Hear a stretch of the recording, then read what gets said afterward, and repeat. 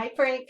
Hey, I wanted to show you something really quick about citations and bringing together citations. So I can look at these links and see, I can tell that they are good sources. They're really good sources, but these are not citations. Citations provide the audience or the reader with all of the information they need to have about the publication right there. They shouldn't have to click on any link or anything.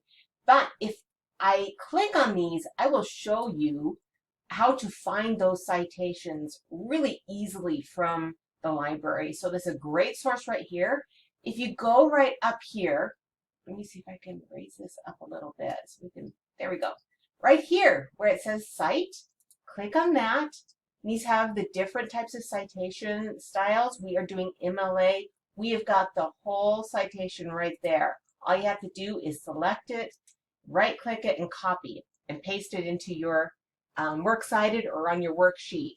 And it is that easy, and it has all of the information that you need. And you can do the other ones from the library as well. This other one from BBC, click on that. That's another great source. It's a great source because I found that source. But anyway, how you can figure out how to do that one is if we go back to our home page, if you go to here, the MLA resources, and let's see, we are going to find citation format, this handy dandy little handout, and just wait for it to load.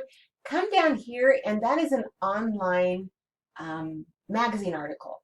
So let's see, let me just find, there's a magazine, but let's see if we can find, here we go, online article. Okay, that's the citation you need. Here is the information you need to include in that citation, and here's an example. Okay, so you copy that, fill in the information for your specific source, for your specific article, and you have the citation. Okay, hope that helps. These, again, these are great sources, and they're going to work well for you. Okay, bye-bye.